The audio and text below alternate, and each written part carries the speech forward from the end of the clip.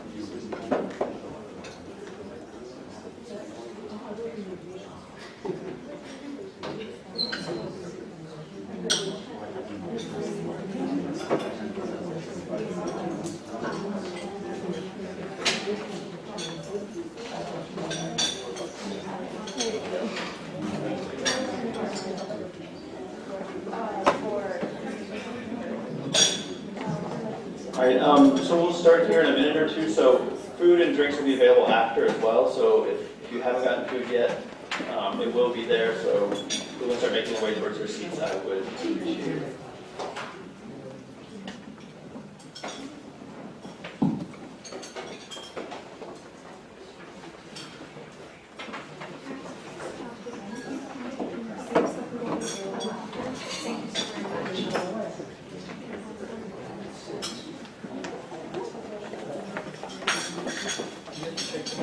So as everyone's sitting down, I'd like to welcome everyone. My name is Aaron Willis, and I'm the director of the Bannon Forum in the Ignatian Center for Jesuit Education. And our event today is American Cosmic, UFOs, Religion, and Technology. In Santa Clara's Jesuit and intellectual and spiritual tradition is anchored in the ideal of expansive inquiry into the world with all its complexity and diversity. That means being a community of people who reflect critically on our context, experiences, motives, and ourselves as part of better knowing the world. At the core of our current initiative, Tech and Human Spirit, is the desire to ensure human flourishing for all people and for all dimensions of what it means to be human as the principal aim of technological innovation. These twin pursuits raise a range of critically important areas for greater inquiry around technology and the human person. Today's lecture and conversation continues our desire to look more deeply at the impact of technological innovation on people's sense of self and the transcendent. More specifically, this ongoing thread of tech and the human spirit expands our understanding of the diverse ways that technology shapes our ideas of religiosity, the sacred, and ultimate meaning. Last year, Michael Bess articulated 10 key factors of human flourishing and identified transcendence, whether religious, spiritual, or secular, as a critical aspect of our ability to flourish as a society. Likewise, with Father Antonio Spadaro and Michael Burdett, helped us to explore how technology is changing the way we think about faith and notions of progress and providence. What's increasingly clear across this conversation, and what today's event hopes to explore, is that technology, despite claims of some that it will lead us towards a purely scientific and rational understanding of our world, has not displaced our need to explore the sacred and embrace the mystery that surrounds us. Rather than supplanting those aspects of the human spirit, technology has more often expanded the way we understand these concepts, or has created new forms of religiosity, which speak to our search for transcendence and meaning. Whether those needs are met through a divine or technological source, technology is still intimately involved with not just our minds and our bodies, but inevitably our spirit. With that in mind, I'm extremely delighted to introduce tonight's speaker, Dr. Diana Walsh Pasulka, to continue the exploration of this strand within the THS program. Dr. Pasulka is a professor of religious studies in the Department of Philosophy and Religion at the University of North Carolina, Wilmington. Her research centers on contemporary connections between technology and human belief in the context of religious history. She is the author of numerous books and articles on Christian religious history, including her recent book, American Cosmic, UFOs, Religion, and Technology, at Oxford University Press, which we'll be discussing in some ways tonight. Diana has conducted research at the Vatican Secret Archives, the Vatican Space Observatory, and is currently the head of the manuscript translation project of the canonization records for St. Joseph of Cupertino and Sister Mary of Agreda. Diana earned her degrees from the University of California, Davis, the Jesuit School of Theology at the Graduate Theological Union, and her PhD in the study of religion from Syracuse University. She has spoken at venues such as Harvard University and the Guggenheim in New York City, and has worked as a history and religion consultant for movies and television, including The Conjuring in 2015. So with that, I'd like to welcome Diana.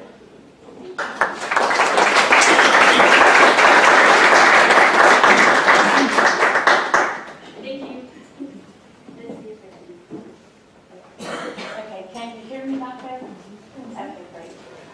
Thank you so much for inviting me to speak here about my new book, which is not new to me. I've been doing it for, oh gosh, since 2012. And the first question I usually get about the book is, how does a person, if you look at the publications that I received and earned my PhD in 2003, and I started my job as an assistant professor in 2002, so I was already publishing. But if you look at my CV, which is an academic resume for students, you'll see that I look quite boring, right? I'm doing Catholic history here. Not that Catholic history is boring, actually, I find it quite interesting. Fascinating, in fact. So you see, I have all these publications on Catholic culture, and then all of a sudden, boom, I have a book about UFOs. And how did that happen? Okay, so that's what I usually start by telling the story of how it happened. And in fact, what happened was, when I entered the world of studying people who believe in UFOs and have had what they believe is contact with inhabitants of UFOs and that type of thing, I was constantly being surprised. I was in a state of surprise the whole time from 2012 even until today. So my research constantly surprises me.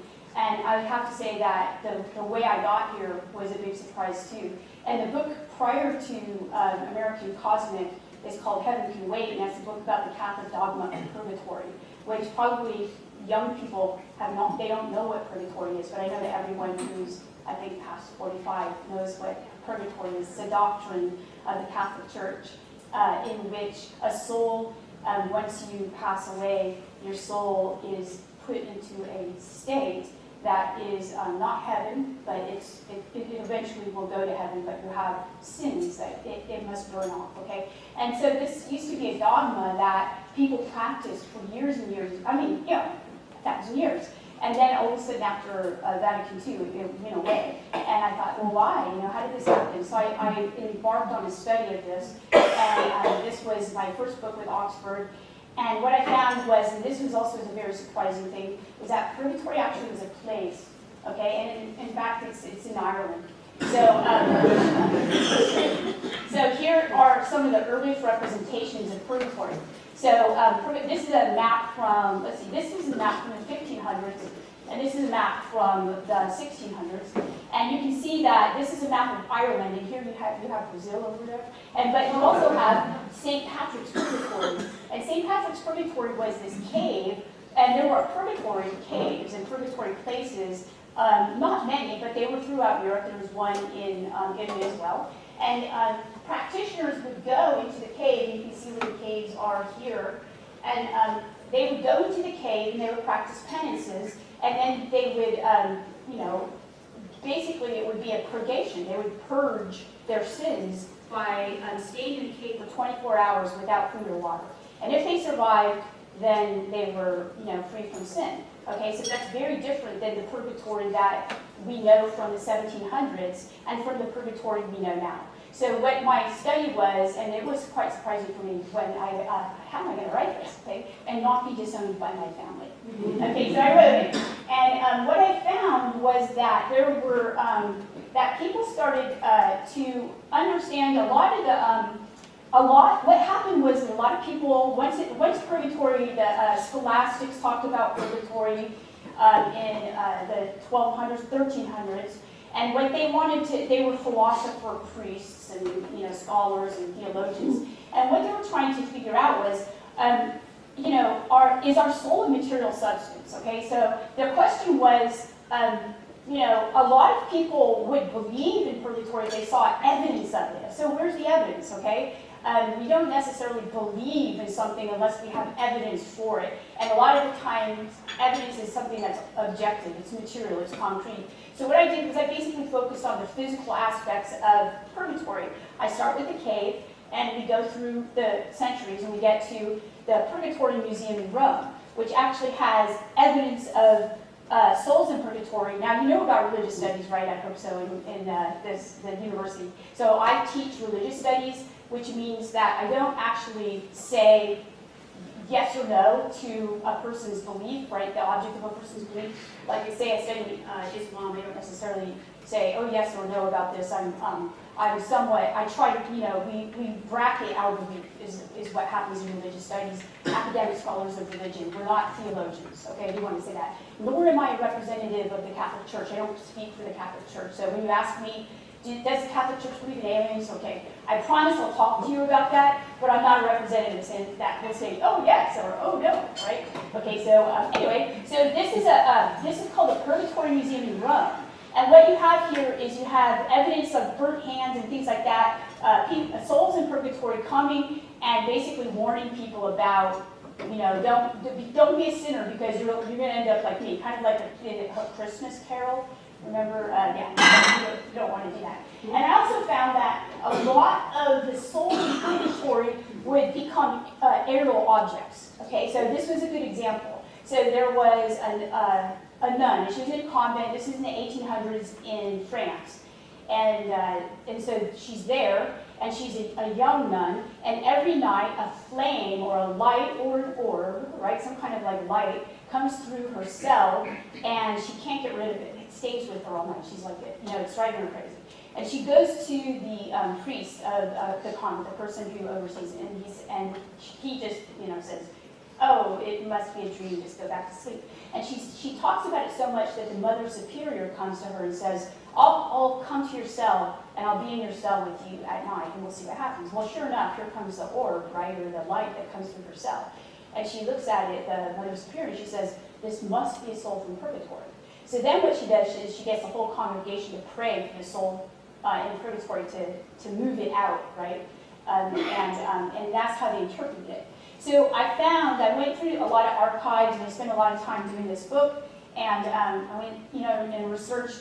And what I found was that there were, of most objects that are shining aerial objects, whether they are comets or not or whatnot, are always interpreted in terms of some type of sign or religious encounter or something like that. And sometimes there really is, there are odd encounters that people would talk about, like a light coming down and a small being coming out of it and speaking to people and things like that. And I thought, wow, this is so strange. I don't know how I'm going to put it in my book about purgatory, but I'm going to keep these. So I kept this big log of these things, and I ended my book on purgatory.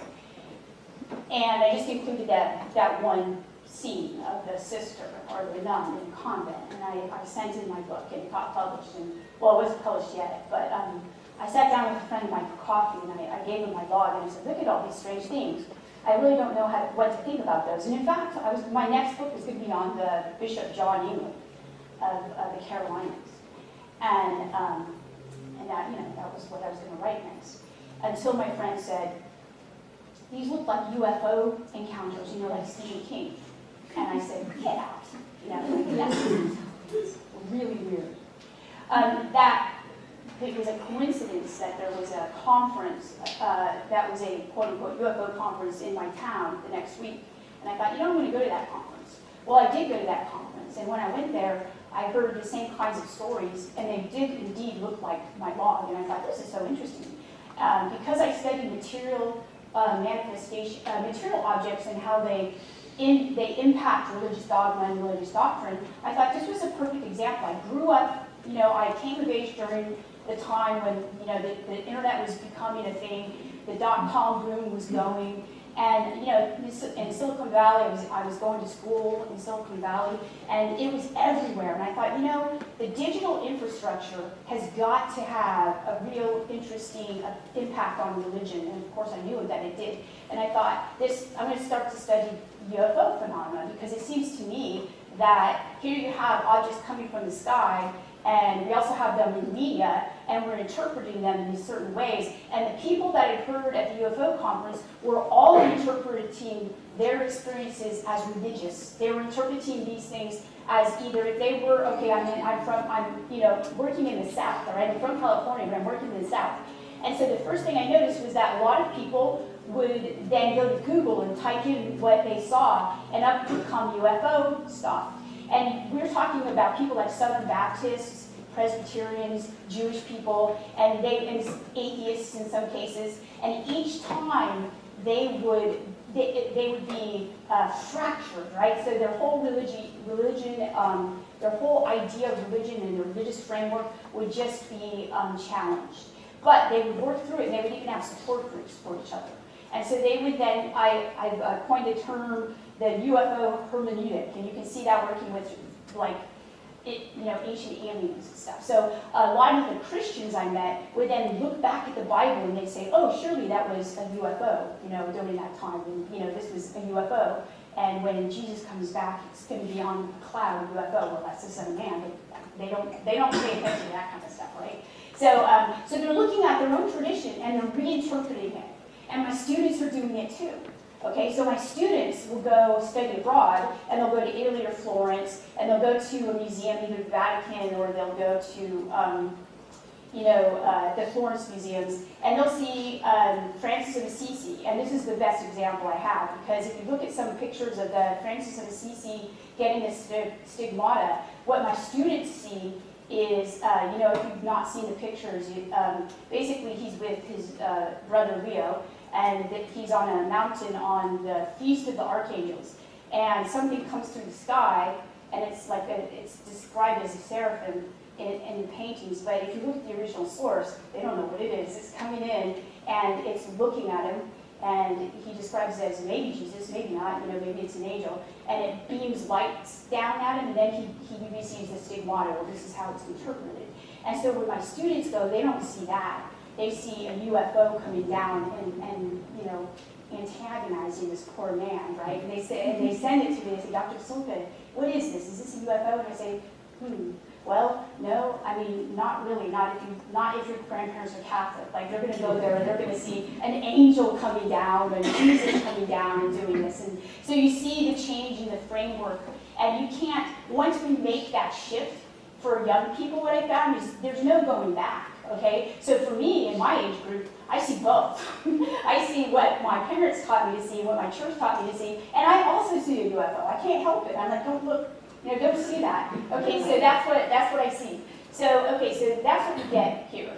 So that's how it started. So it started in terms of me looking at the technological infrastructure of how technology has then changed historical religions, but also created new forms of religion, okay? And so here we have historical religions, okay? So we all, when we take a religion course, we're going to be exposed to a lot of the Abrahamic religions, which are historical religions. So they're based on, you know, what we consider to be historical figures, like Jesus, historical guy, right? And the narratives and rituals are referred to actual historical events, although we can't say something like resurrection, right? But as a religious studies person, but we do say that Jesus definitely lived, like we have evidence that he was a real guy. Okay, so this would be the historical religions. Well, what we're seeing now is we're seeing what are called fiction-based religions. And these are religions that, and I don't know if you're aware of Judaism, but Judaism is an actual religion, and it started, it's the religion of Star Wars, okay? The Jedis don't say that they're based on Star Wars, but they are, okay? So they use the same kind of language. They use some of the text from George Lucas's book. George Lucas was angry when this happened. This was in 2001. And I was still a grad student at that point. And I remember studying it and thinking, oh, this is such a great example to use in my class on the definition of religion, right? So, and I thought, it'll go away next year. It hasn't. It's only grown. And now there are Jedis everywhere. Like, some of you might be Jedis, okay? So a lot of times in my, I give a talk, and then a Jedi will come up and introduce themselves to me. And so there are Jedis, and they're everywhere. No, they're out there. Okay, so here's Yoda. Okay, so Yoda is reading probably George Lucas's book. George Lucas actually threatened to sue them and said, I didn't create a religion, guys. This is not what Star Wars is about. And so what they did then is they changed, there are many denominations, by the way, of Jedism. And so they basically said, well, we're not affiliated with George Lucas's book. And that's all they had to say in order to get out of being sued, I guess. So that happened. So that's been around for a long time. So the fiction-based religion, the category in my field is now growing because there are so many of them.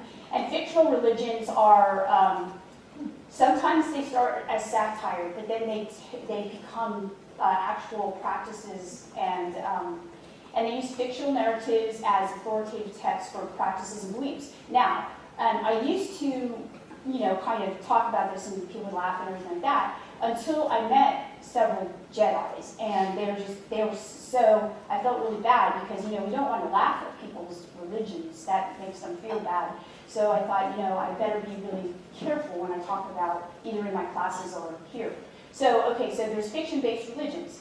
And so I'm taking mine one step further. And basically what I'm saying is that, here's some more of the Jedi consensus. It came from, I believe it came from a joke that happened in, I believe it was England or the Australians.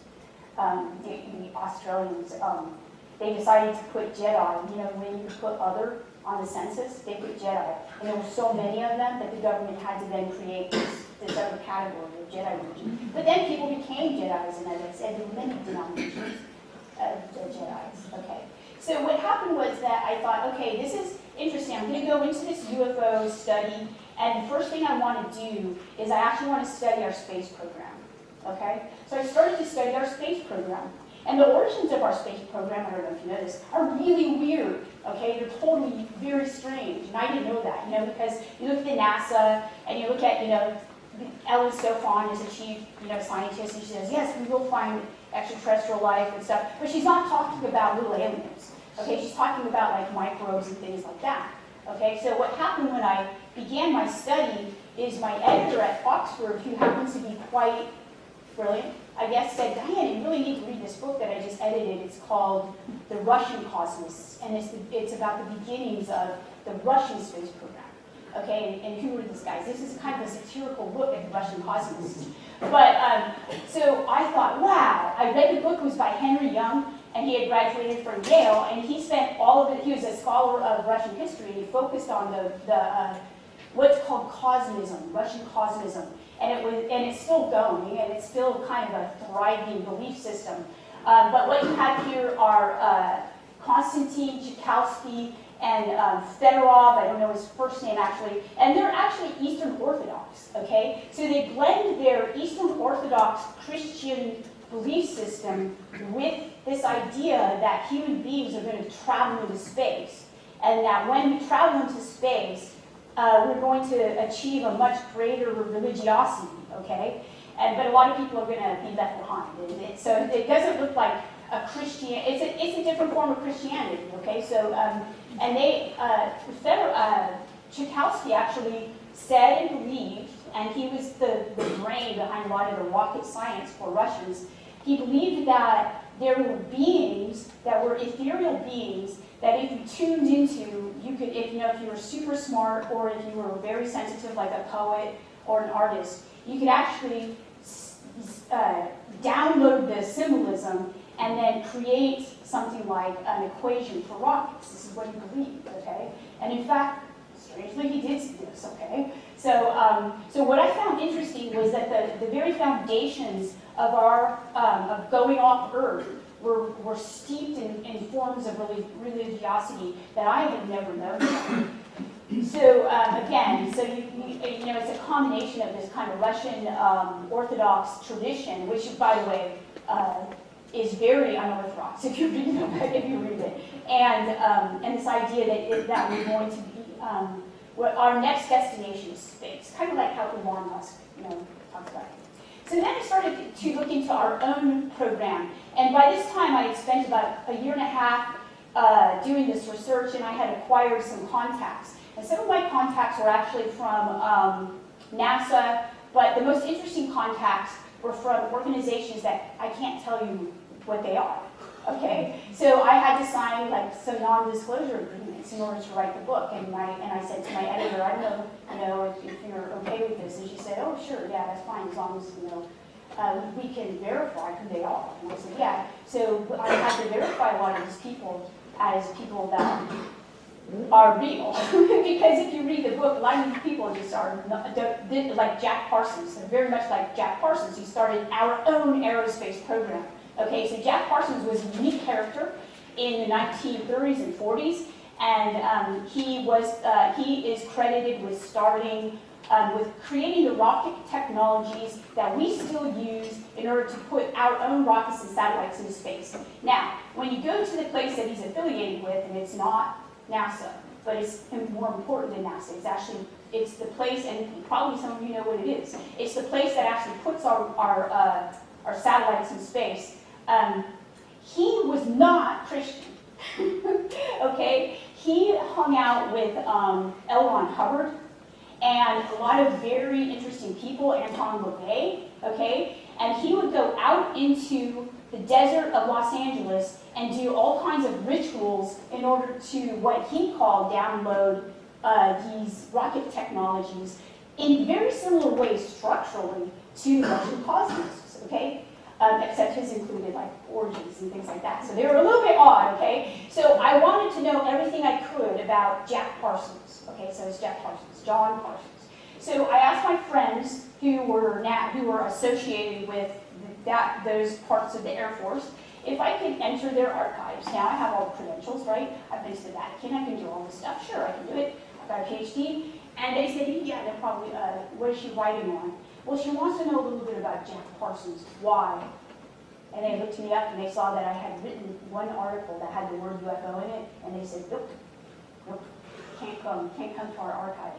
So I wasn't able to go in and look at basically the founder of, so there's a lot of stuff there that is, I don't know what it is, but it has to be interesting because Jack Parsons was fascinating. He blew himself up, unfortunately, when he was 37, and his widow and his friends believed that, this was in 1952, and so there was a UFO flap over the White House about a month later, and a lot of people thought that Jack Parsons, well, not a lot of people, his friends and his colleagues interpreted this as his successful integration with their idea of what these gods are. Okay, so this is the beginning of our space program, folks. Okay, so this again, I was surprised by this. And I started to do some analysis of the actual people. And then what I found out was that right now, I don't know if you've been paying attention to the Washington Post and the New York Times, but there's a lot coming out there about the U.S. government releasing radar from the USS Nimitz about objects and things like that. I did meet people who've seen and believe that they're part of the program to study what I call now the phenomena. That's what they call it. They don't call it UFOs. And so I had two ways of understanding. So I met people who believed that they were a part of these programs, and these were people who are affiliated with universities that are at the top 5 in our country and in the world. And I also met people who were affiliated with the U.S. government who were millionaires based on what they had found, and they believed they were back engineering. Oh, I went to New Mexico, was blindfolded and went into a no-fly zone, and with my academic friend, science friend, and he was also blindfolded, and apparently we took off our blindfolds and we did find some objects, and so I wasn't quite sure if these were planted there for us to find or not, and I keep that question open in my book. But basically, I was accepted into a group of people who actually believe that the government and we are in contact with extraterrestrial or some type of life. They don't know if it's extraterrestrial, but it's non-human intelligence. That's what they call it. And so Ralph Blumenthal and Leslie Kane are New York Times reporters, and they're responsible for releasing a lot of what you're going to be seeing coming out in the New York Times. And they actually contacted me about my book, and so now they're my colleagues, and I talk with them a lot about what's happening. And part of what I'm saying is that the reason why we have this new form of religion is not just because we have this idea of the historical, that this is real, okay? So the reason why a lot of the religions they have a bite to them, and they have so many committed followers is because they're based on something that actually happened, right? And then you have this fiction-based religion, which stirs the imagination and brings people in because media is physiological. Okay, so it creates dopamine, and we are physiologically, we interact with it in that way. And so, and then we kind of insert Star Wars and people let's put it this way: a lot of the media we see is it bypasses our rational brain and goes into the non-rational parts of our brain.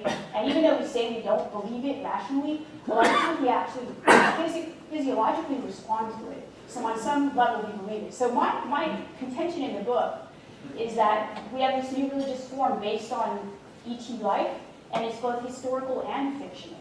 Okay, so there's a category of fictional religion. There's a category of historical religion. But now we have this new form of religion, which is really strange and interesting. And so, the most interesting part too was that I've never met so many millionaires and billionaires. This is Robert Bigelow, and he is the founder of Bigelow Aerospace, and he creates space habitats like for the space station. And he's a huge believer. He was on 60 Minutes about a year ago. Huge believer in extraterrestrial life. And he says it was maybe a Fox News interview, and the reporter said, "Aren't you afraid that people are going to think that you're a little bit odd for believing in this?" And he used an expletive that I won't repeat. He said, "I don't care if people believe. They're out there whether or not they believe or they don't believe." Okay, and that's exactly what the attitude was of all of these people that I met. And they were incredible. Who was I? I mean, I met geneticists, I met rocket scientists, I met so many people who were so much more successful and intelligent than me that I could only just say, fascinating, right? I couldn't really actually say, you're wrong, or anything like that, even though inside I'm like, wow, this is just blowing my mind. But so this was the foundation of my book. This is how I got here, this is what I studied. And it was really an interesting journey, and it's still taking place. So thank you so much for inviting me to talk. And now I think I'm going to have a conversation with you in the time remaining.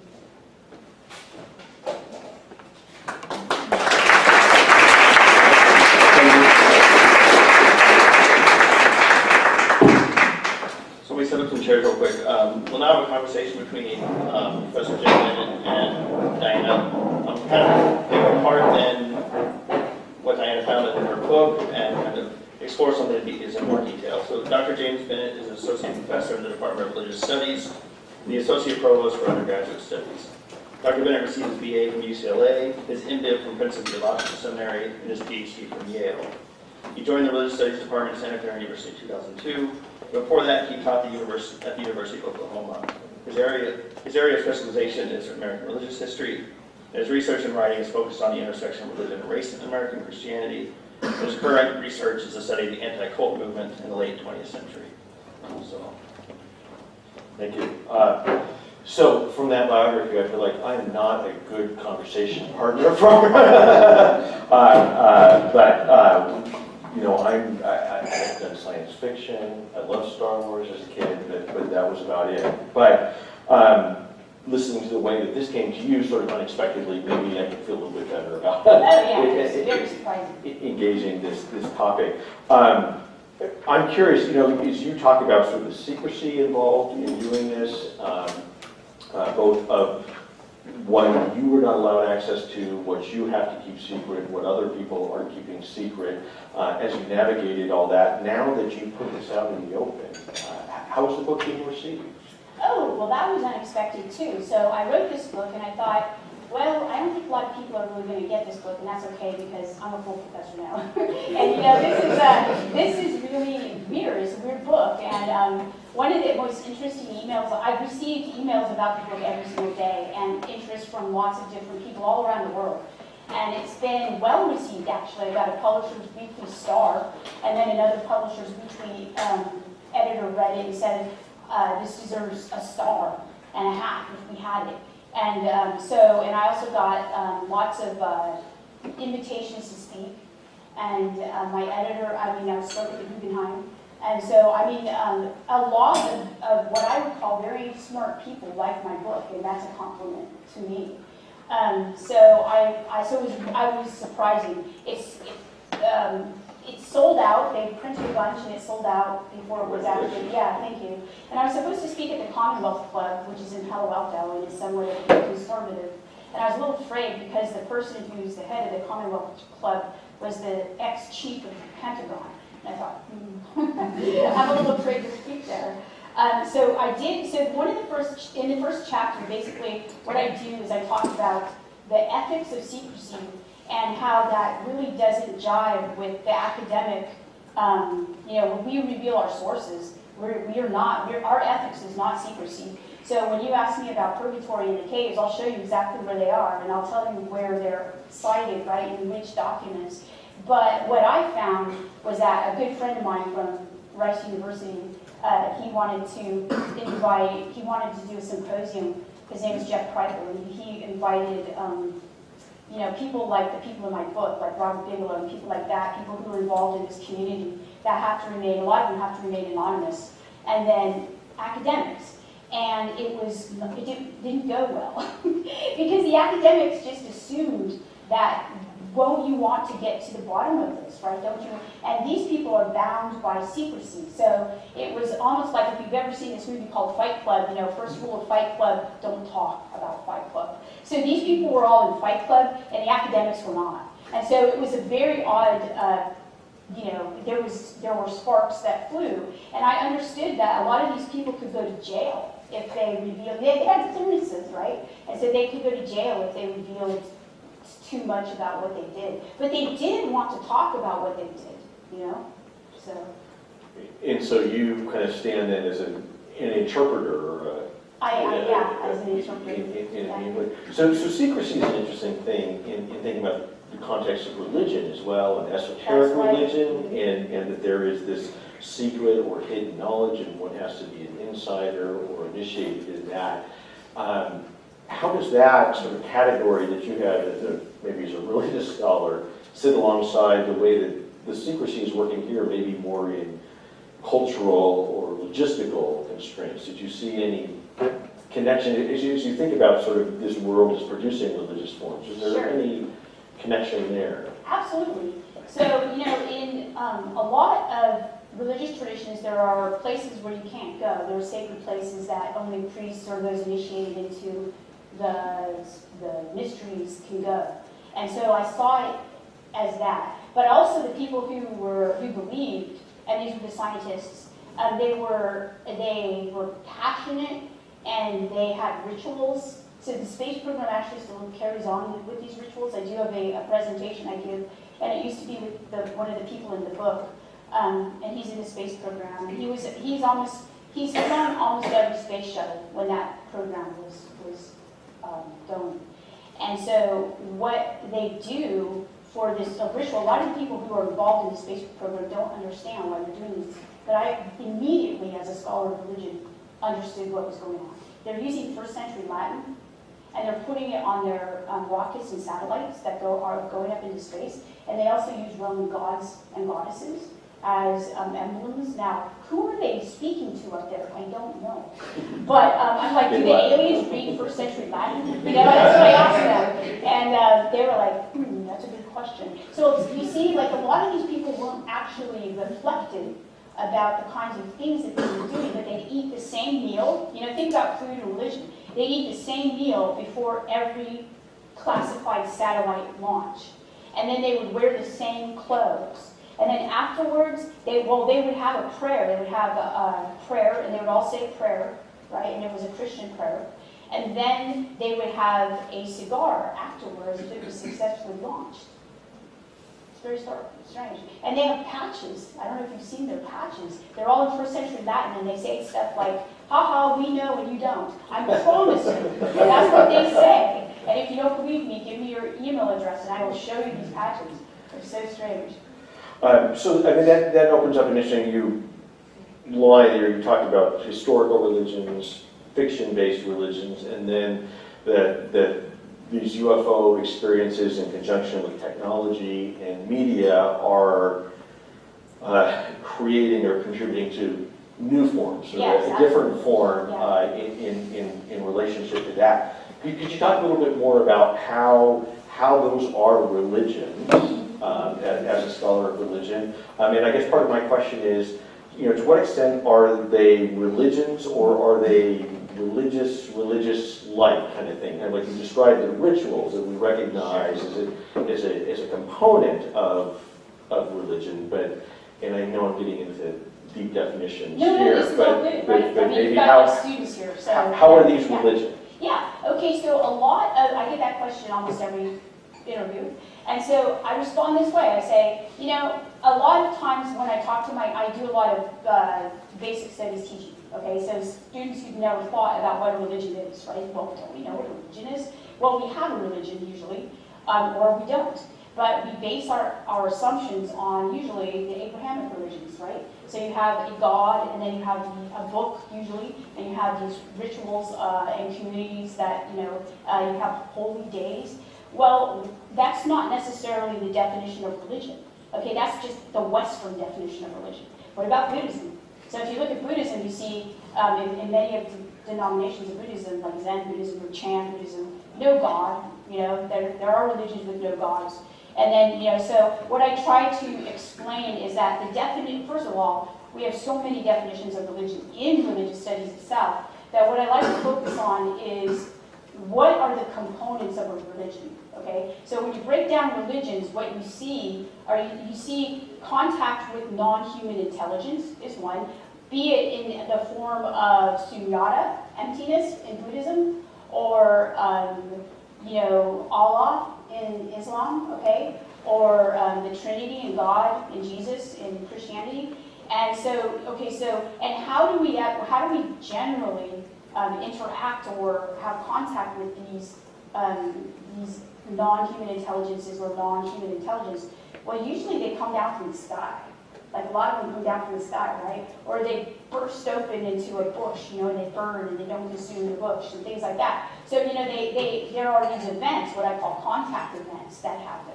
And then what happens is that around those events become our stories that are formed and interpretations. And so that's why I see it as a religion, because it has this non-human intelligence that people sincerely believe that they're in contact with. And then there are rituals that form around it, like what I just told you about the first century Latin. I mean, why would they do that, right? That's very strange. So we don't see each other as a Roman Catholic country, the space program. We see ourselves as Rome, right? Yeah. Empire. Yeah. So I think we're telling, if they're believing, you know, because I asked the Tyler, it's not his real name, and I asked him, he's high up, he's got many clearances, and he calls the president a short timer. He says, we never tell the president the truth, because he's a short timer, right? I mean, these are the people that I was still interact with. And so he would tell me that, I said, but I don't understand, like, the Latin stuff. And I said, because, you know, why couldn't it be in English? And he said, well, he didn't know at first, you know, but he said, well, we're telling them that we dominate. I was like, well, okay. You know, kind of like ancient Rome, like the Pax Romana, right? Peace through beating everyone up, right? So, and I was struck in reading, and you have a wonderful line, I couldn't find it right away. You said, this is not a simple story, but No. it's simple to understand, or Yeah, that you yeah. can tell it simply. And I'm grateful for thick-headed people like me that you do that so that I can understand it. But adding to this, I was struck by the way, the sort of language that both you and the folks who engage in this talk about it that was so aligned with religion. As you mentioned, they call it the phenomenon. Yeah, Well, you know, as yeah. religious studies scholars, we study religious phenomena, That's right? right, So, yeah. so this, Yeah. the language of true believer, and the notion of how even folks who have to maintain their secrecy but are deeply committed to it find ways to build community, whether it's on a closed Facebook group or, you know, hosting conferences or these sorts of things. So the resonances there, I thought, were also very striking as much as the big picture. All right, one more piece, and then we'll open it up to questions. One of the things I really appreciated in this book, and I think one of the conventions that you broke, is you are very much present Yes. in this Yes. book, perhaps one of also the other privileges of tenure, right? Yes. In a voice in that way, to the point where you're a character in the story. And we follow your story. And I want to ask you about the way that you frame that in relation to the people that you were writing about. And that is that you, I was struck by a real parallel between the topic and your voice in the book. Sort of the unexpectedness, you know, that so many people who have an experience or the phenomenon are just driving down the road and then it happens, or lying in bed, you know, as do some of the Catholic folks that you talk about, and you know, you were just doing your research, and then you know this hit, and coffee with a friend, and that happened, and that you're sort of challenging conventions of academic writing, whether it's your voice or the secrecy that you have to maintain, and you even use this language of epistemological shock that you have, which I think very much maps onto many of the people that you're writing about. So I'm wondering, to what extent did you see yourself sort of on a parallel journey to the people whose lives and journeys you were discovering? I did. So it was actually a very challenging thing to put into a book, right? So, and in fact, I don't know what genre this book is, okay? So I did get an email from somebody who emailed me. He said, and you know, you could hear the frustration in his voice. He said, I read your book. He said, I don't hate it. He said, I like it. That's high praise. He said, I like it. He said, but what kind of a book is American Cosmic? And then he asked, is it history? Is it a thriller? He said, I don't understand. And I thought, wow, that poor guy. I said, that's a good question. And I wrote it back, and I said, I don't really understand it either. I said, I don't know. When I tried to explain it to my editor, she said, just write it and let's see what happens. And I said, okay. So as I wrote it, I realized that I was becoming part of the story, that I was part of the mythology of it. And I went into it as an atheist with respect to this type of non-human intelligence. And I went into it as an atheist, and I left it as more of an agnostic, in the sense that I didn't expect to meet the committed people that I met who spent their whole lives doing what they thought was a mission for humankind, right? And so I started in New Mexico, and you know, at this place that looked like it was straight out of the X-Files, right? And then I end at the Vatican with studying about Maria of Agreda, the Spanish nun who thinks that she's bilocated to New Mexico. And I was in the space archive of the Jesuits, by the way. The Jesuits own the Vatican Space Archive. And their great brother Guy Consolmagno is a monk, Jesuit monk. So you've got like, you know, so I was there. What's that? He spoke in here. Oh, has he? Yeah. Oh, he's great. Yeah, he's wonderful. So different than the Vatican Archive, by the way. The Vatican Archive, you have to go through like, you know, 3 checkpoints and with people with guns, and you know, they're like, who are you? And at the Space Archive, which is in Castle Gandolfo, we got there, I walked through the door, I had my friend who was from the space program there, And the brother guy comes to meet us and he gives me the key and he says, here's the archive. He goes, feel free to do whatever you want. And I was like, wow, this is so different. So we spent all this time in the archive reading all about the whole history of the search for extraterrestrial life. And so I was just struck by, I start with Fedorov and Tchaikovsky of the cosmists, and I thought there was a tradition that was unwritten, and that's why I called my book American Cosmic in homage to Henry Young's book about the Russian cosmists.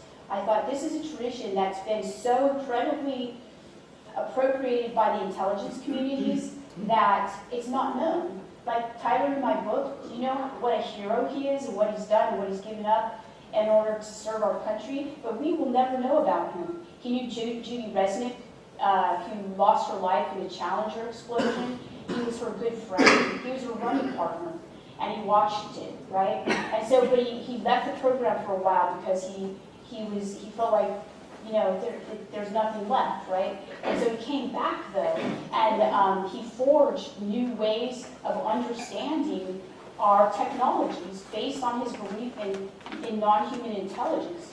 And so this was a story that had never been told.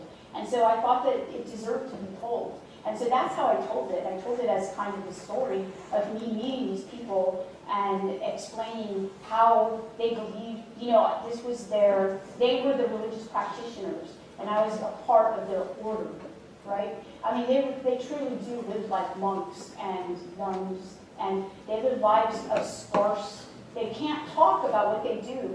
And so I was asked to write an obituary for one of these people. I called them the Invisibles. And I understood in a very deep way the tragedy of their lives when you're a hero, but you can't say you are, and nobody recognizes that you are. You can't even tell your kids. You can't even tell your wife. But you have a security person who basically comes every 6 months and basically says, if you, to his daughter, you can't have friends who are international and things like that. And says your father's a target and tells them what they need to know. I mean, these are Americans, right? These are that live among us, but we don't know what they do. Well, they do this, and it's like this esoteric religious tradition that started our space program and continues. Great. And I'll just point out through that email back to Yes. Lauren, I think also reflects nicely how your book talks about so many of these folks are trying to break down the binaries that so structure the way that we think about the world, religion and science, Right. material and spiritual, and moving beyond that. And your book moves beyond some of those binaries as well. All right, we can open it up to questions on the floor now. We'll have mic for you. No, thank you. Come all the way around. So loud.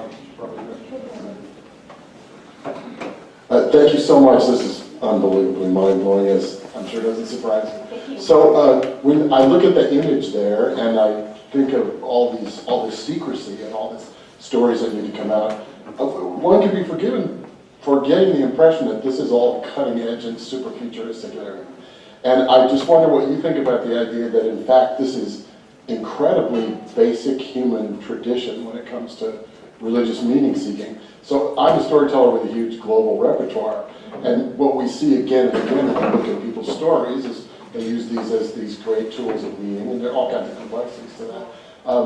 It seems like they're actually doing something that is just so utterly human that it almost might be in our DNA, and I wondered what you thought of that. Yes, I think so. I mean, these people were like living the story that they were living is extraordinary, for one thing. I don't live this story. Okay, I was a part of it, and I get to tell it. But no, I think they were very unaware that they were doing something that a scholar of religion could recognize and talk about. And part of the reason why I was invited into that little group was because I could explain, like Tyler, who is responsible for putting those satellites up, he didn't even know that was Latin. He said, "What is that?" And I said, "That's Latin." I said, "And I'm pretty certain it's 1st century." And then I looked it up, and it was, and I told him what it, and I told him what it said, and I said, "And this god or goddesses, these are, they have meaning." And he knew they had meaning but he never reflected upon it. So I think that in a sense, that helps that culture exist because of the compartmentalization and the secrecy of it, but they don't see what their, there were so many striking similarities. One of the ones that my editor pointed out to me, do you remember when Elon Musk shot up the satellite that went out, or the rocket that went out there? And do you remember what he put in the rocket? He put his like sports car in it, his little red Tesla, right? Well, I have to tell you that this is a very odd coincidence, that every one of the people that I met, they were men, okay? And not old men, they were fairly young. Every single one of them had a very expensive red sports car. I thought, that is not a coincidence. I don't know what it means. It's a little Freudian. Well, this fits with Dr. Bennett's point too, that what's interesting to me is to not the only thing, but is to think that they are actually in practice breaking down those binaries, particularly the faith reasons. Oh, That's absolutely. so important. But Yes. they themselves are not fully aware of that, which again suggests that this is a very basic human orientation. Yes, yes, they're not, no. I would tell them that. And, you know, like Brother Guy, he's very aware of the coexistence of weird stuff and science. Like, he's completely aware of that. And so when I took Tyler to the Vatican, and then he was impressed with that. But then when he met Brother Guy, and Brother Guy gave a talk to, I forgot what they're called, but they're the young scientists of Europe, who are the next generation of rocket scientists in Europe. And they knew Tyler, my friend. And so when Brother Guy introduced us, he introduced himself, everybody was like, yay, you know, and then introduced me, everybody was like, what is that? And then he introduced Tyler with his real name, and they were like, woo, like that. And I was like, whoa, like Europe knows, right? And they're a little more aware, I think, of their tradition of space exploration than we are. But yeah, you're right, they're not reflective in that way. Just quickly bounce off that. Sure. I am not a religious studies person, so forgive my ignorance. Sure. Are there human cultures or sites that don't have a religious system of some sort? Are there religious cultures that don't have some type of religion or spirituality?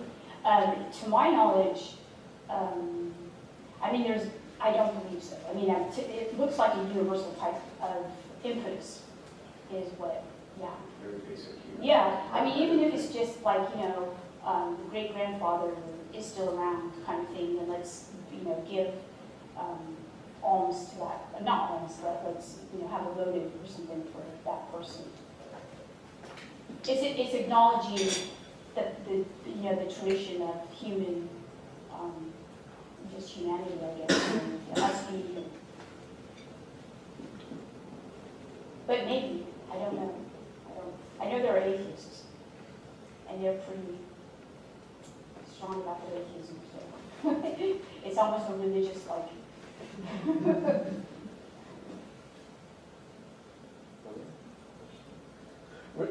Maybe I can tag onto this a little bit too. You know, in the sense that one way to talk about not just storytelling, but even religion is sort of the way that we make meaning, right? Yes. Meaning making. And I think one of the things that you dig in, the points you make in the book is that while that impetus to meaning making is sort of universal and that we do that, I think one of the points that you make in the book, and correct me if I'm wrong here, is that over the last 50 to 60 years, the role of technology as not just a mediating, but actually sort of an actively constructing force in that meaning making is part of what makes this new. Because the historian in me wants to say there's nothing new under the sun. Right. But I think part of what you're saying is, but it's modulated by technology and the way that meaning is made in ways that we don't understand or that we're conscious of in the language you use has changed because of technology. I wonder if maybe you could expand on that a little bit of some of the way that you talk about there, the role of technology in meaning making. Absolutely. I mean, I think that it actually is unprecedented here. Because, technology as a tool, actually there's a great scene in 2001, A Space Odyssey, when you have the hominids, the proto-humans, right? And there's this monolith that, by the way, looks like an iPhone. I don't know if you've seen that, but it looks like this giant iPhone. And it shows up, and there are these, like, quote-unquote cave people, and they're out there, and they're kind of like, what is this? What is this? And then there's a competing tribe, and one of them takes a phone and beats the other tribe up, and like gets rid of the other tribe, and dominates, right? And then in the beginning, this is a Stanley Kubrick film, and I highly recommend it. I don't actually like it, but I highly recommend it, because it's really interesting to talk. It really is it's a visionary. So the hominid, proto-hominid, throws up the bone, and you see it in slow motion, kind of like going like this, going into space, and becoming a satellite. Okay? Well, strangely enough, that idea of technology, I use Heidegger, Martin Heidegger, for you philosophers. You probably hate him because no one really likes Heidegger, but it's really interesting because he said technology is going to be like the cathedral of the medieval time. We're going to see everything through, just like we saw everything through this kind of divinity, this Catholic worldview back then. And then the Greeks saw the gods in the temple, and that was their icon. He says technology, he said, I believe that it's mystical. To understand technology purely as a tool is incorrect, is what Heidegger said. He said we have some relationship to technology. And now I studied a lot of the people who are doing, cultural studies of technology, human, technological co-development, co-evolution. And so now when this struck me so, it made a big impact on me when I was a history consultant for The Conjuring. So during The Conjuring, as it was being edited, I helped with the accuracy of the Catholic culture in the movie, and they actually listened to me and integrated it. And I even had them hire a real priest to be the exorcist in the movie, which is kind of odd. And maybe blasphemous, I don't know. But it's the second grossing film in the history of the supernatural movies, right? So it's just up there with The Exorcist and M. Night Shyamalan's The Sixth Sense. So what happens in the editing process, they film it, and then they take it to the University of Irvine, and they take it to it's called cognitive consumerism. And they take it to people who hook up the test audiences to all kinds of scans so that they can see their brains and how their bodies are physiologically reacting to each scene. And each scene that doesn't light up the brain like Coke, like, no, I didn't mean Coke the drug. I mean like Coke the drink, right? You drink Coke and you're like, give me some more. So your brain lights up when you drink it, right? And you're like, oh yeah, I like that. Or cake or something like that, sugar basically. Every scene that didn't do that was cut, except for a few scenes that James Wan, the producer, said, no, this has to go in there. It had to do with featuring Asian Americans and, like giving them a role. And so what does this mean? This means that technology, in one sense, is acting like a drug, right? And that we are physiologically responding to technology, and that it is informing us while we change it and inform it. So it's like a lot of people in the study of technological culture, human tech culture, basically say that this is like a co-evolution with this thing that we created, which Mary Shelley, it's like a Promethean type, thing happening. I think that, those of you who know the history of Prometheus and then Mary Shelley's Frankenstein, here technology is going to get out of control. Elon Musk and everybody says AI is going to kill us. We better be careful and everything. But I mean, really, here we are with this. It's not a tool. So I think that Stanley Kubrick was basically trying to show that. Incidentally, my book was edited not just by Oxford, but it was edited by some of the people in the programs, just so that I was safe and that they were safe. And one of they wanted me to take out that scene of the bone going up and turning into a satellite. And I thought that was was really interesting. I kept it in there. I shouldn't have, but I did. But I mean, that said everything to me. That you know about technology. Did they say why they wanted you to take that scene out? That seems like it would reveal anything about them. Oh no, it reveals everything. Think about it. Wow. Yeah. Think about what that scene shows. Yeah. It shows the dominance of one group over another using this technology that's being provided by this iPhone. This big giant monolith, right? Yeah. I know it's all crazy, but. Question in the back, Teresa? You may have already talked about this, but I just came in and I'm reading that statement on the board there. Millionaires, billionaires, UFOs exist whether you believe it in them or not. And you may have already answered this, but what's the connection between the millionaires and billionaires and this whole UFO? I will tell you. Okay. Okay? Okay.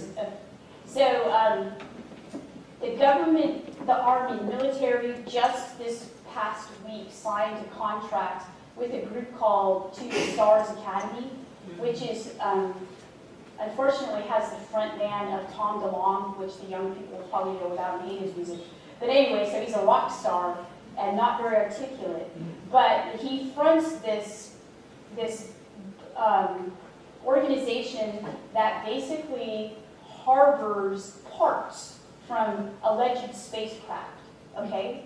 Now, think about that our military is contracting with them to get technological information to use militarily. And that's I'm not making this up. This is true. So basically what the millionaires and the billionaires were doing, I saw this in real time. A group formed of my friends that became my friends because I spent so much time with them. And they started a startup company based on what we found when we went out into New Mexico at this alleged crash site in 1947. There's all these different crash sites. Now, I went, of course, as a complete atheist, and I said, I'm writing this book, thank you for bringing me out. They wanted me to go, okay? And I said, you know I'm writing this book, right? And they're like, we know that. And so we found these parts, okay? And then what happened was my friend he's got a molecular telescope, not a telescope, a microscope, where he's able to see, like, he's at a top 5 university. And so he's able to look at this thing and look at the various layers of he can't figure out how it was created, basically. And so there are legends, I guess, of these parts all over the place. And this group, TTSA, has them. And they have now, they've created, a lot of the millionaires, I started my story by talking to a venture capitalist UFO author, and his name is Jacques Vallée. I was actually just talking to him in his giant San Francisco penthouse yesterday. It has a giant view of all the bay, and he showed me his whole library. I mean, this guy, he has a PhD in information science, and he's an astronomer, French, and he's in his 80s now. And so he has a lot of these parts, and I start my book with a preface that got way cut down by my editor, and it's called The Secrets of Silicone Valley. And basically he took me on a tour of Silicone Valley, and he told me this company was started with alien artifacts, this company was started with alien artifacts, this company was started, and I was like, whoa, what? And so yes, that's the connection. They do really have lots of money.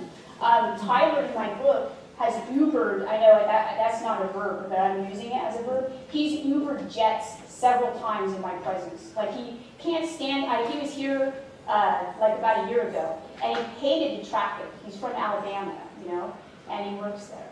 And so he says, this traffic is so bad, let's just take a helicopter. And I was like, what? And I had my 13-year-old daughter with me, and I was like, I don't want her to think that that's normal. And so I said, no, I don't think we could do that. And he said, well, you don't mind, do you? And my daughter was like, come on, Mom, let's do it. And I have a fear of flying in helicopters.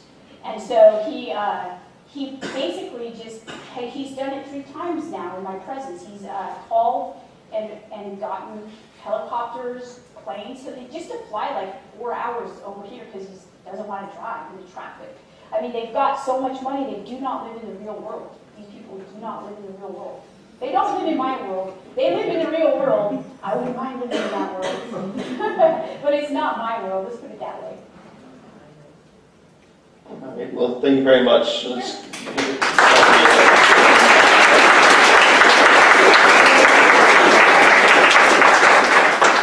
So we do have reception, so drinks are in this room. There's some more food back there, so feel free to stay and have a drink or get some food, and we'll see you soon. Thank you very much.